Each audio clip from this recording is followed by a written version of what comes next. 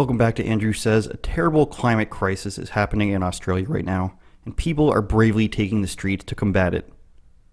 Just kidding, of course. It's a bunch of greasy college students with shaved heads and mullets annoying people in the streets. A lot of trams and a lot of energy being wasted here for you guys being in the middle of the street. How do you feel about it?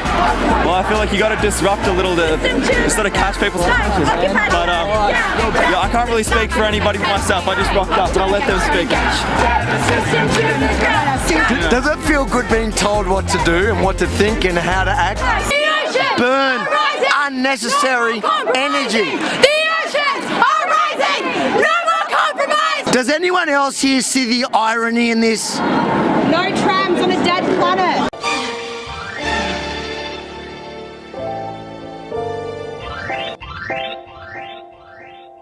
Bro, some of these haircuts, there's no way these haircuts aren't also stupid in Australia. There's no way it's a cultural divide where these haircuts aren't stupid. They look like extras from Mad Max movies. Oh, mate, you're going a little too fast. Mel Gibson would be proud. Welcome back to Andrew Says. I wouldn't lie to you, especially not about Mad Max haircuts. It's funny to see what the different protests are about on the other side of the world in Australia. I feel like in Canada, Australia is just like an inverted version of us. It's warm instead of cold, rugby instead of hockey, cricket instead of, poutine, that sort of things. These people are somehow unable to see the irony in what they're doing. They're a bunch of privileged youth taking to the streets to block traffic and disrupt other people's work days, other people's evenings, because they don't have jobs, because they don't have other things to do. So they are the privileged class telling people who are the actual working class what to do, whilst saying that they're the ones who are being oppressed. Imagine that. Imagine winning the lottery and then telling people that the government is holding them back. Doesn't make any sense. When told that there's a tram, or a train for us who don't speak Australian, wasting electricity by them blocking the streets, one of them says no trams on a dead planet, which I thought was very interesting because I had this debate with somebody recently about the Green New Deal, where I said if you implement something like this, the entire economy is going to collapse, and then what you want to happen is not going to be able to happen under a collapsed American economy. Now, if the economy collapses and America goes into supreme debt, and they're already in supreme debt, but if they go into places from whence they cannot return, I'll call it. Basically, when everything crumbles, when they don't have enough people to build all this stuff and they don't have the money to put into all this infrastructure, how are they going to dig their way out of financial ruin the same way every second and third world country does? You guessed it, it's with fossil fuels. How do you think China and India came into so much money? Hyper-progression through industrialization, which equals fossil fuels. But it's also why they're such huge polluters, which is why it doesn't make sense, and why these people have no foresight, no concept of the rest of the world, because what they're doing is they're complaining to their own governments, who are actually some of the best places in terms of not polluting. Of course, everyone can always do better. But the real criminals here, if you want to call it that, are China and India. United States to some degree, but they're still way better than these other countries. And these people don't know that, or they think that just attacking the United States is a great way to do it. Never hear anybody complaining about India, though. There is no doubt that the climate is changing, and we need to protect the environment. It's not that we think it's completely made up. It's just the carbon taxes and the government and the deep state applying these taxes to take all our money. But it's also not a doubt that the developing countries create a lot of byproduct in the form of CO2 and other forms of pollution. And we do need to shift to greener energy sources, but not in the World War II-esque manner that's being suggested on these things like the Green New Deal, because I would imagine that this is what the people in Australia, these protesters, want. Of course, they don't really say any demands during this stuff. They just want action now. That's all they want. So the irony that is not lost is that these people who think that they're fighting their oppressive government, who wants to hold them down with, CO2, pressure them down to the earth, is that these people think they're fighting their oppressive government while also suggesting more government overreach and more government control in their lives through these climate action plans, which tell you what you can do, tell you what you can own, tell you what you must work on, tell you how to travel, raise your taxes. Do all these things that the government gets more control and more money out of you but that's somehow the solution. But also, the government's oppressing us at the same time. Oppress us now, and then oppress us more to achieve our freedom and save the planet.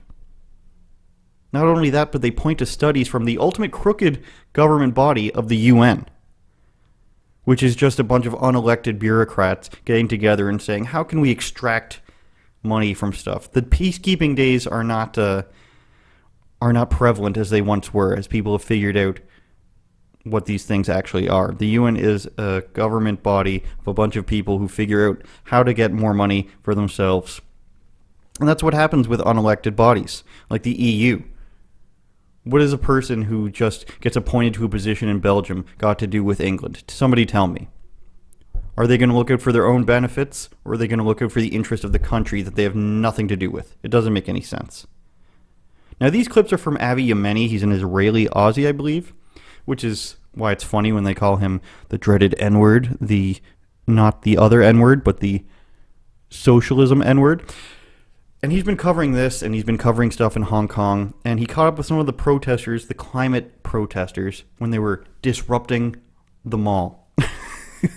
One of the many people in Extinction Rebellion that is prepared to get arrested to help send the message about what we need to do to win climate justice. When do we want it? Now! How are we going to get it? Fight for it! And the best way you can get involved is our next actions, especially what we're calling the Spring Rebellion. Bro. And I say bro again. Come on. Has it ever been more obvious than this, that this is all for attention? Has it? I'm not trying to be mean. I don't want to be mean. YouTube says to not be mean. But tell me a situation where this girl walks into the middle of a crowd space with a megaphone and people care. The answer is there's no other situation. No one likes people with a megaphone to begin with, let alone somebody talking about climate change. But it's so sad. They're so emotionally stunted. The Spring Rebellion. Come on. First of all, you couldn't sound more communist if you tried. You're in a mall yelling things at people in the middle of the day while they're trying to shop. Are you rebelling? What are you rebelling against? Forever 21? What's the popcorn stand? Kernels? We think Kernels has been contributing to the climate change. We must stop the production of popcorn. They're so ineffective. I'll talk to them. You guys are so ineffective that instead of stopping you when you're trying to disrupt the middle of a mall in people's days, that the cops are just like, let them tire themselves out like children. It's time the government wakes up and finds a set of new opinions about the climate. It's time to find a new set of opinions about the climate. They urge. Nothing's really happened, but we also have no ideas, so let's just get some people in power who will blindly agree with us, even though we have no actual opinions. It's just we demand action. We demand the climate stop. We demand the earth stop spinning. Progress must halt and tax everybody even more. This would be a communist uprising of idiots if the internet didn't exist. That's what's saving us right now. The internet's what's saving us from having a communist uprising in the Western country and Western democracies.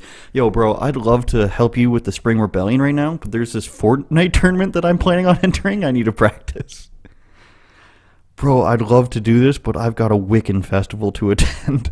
If you don't know, by the way, I did a video at a Wiccan festival. What we do understand here is we've got some sort of LARPing community.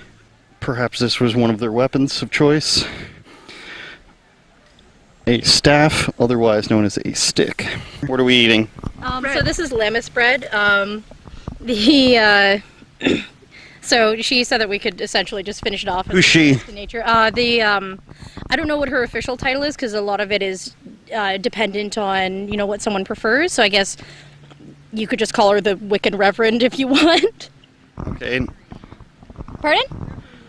Okay, she prefers that title. Okay, perfect. So Reverend Marie told us that we could finish the rest of the lammis bread and put the rest back to nature. Probably some of those people were looking to go to this climate protest, but they had a Wiccan festival. Sorry, bro, I'd love to rebel with you, but the spring harvest is coming up, and I need to share some bread with the earth. The Wiccan wheel is turning, and can't pass it up, bro. Sorry.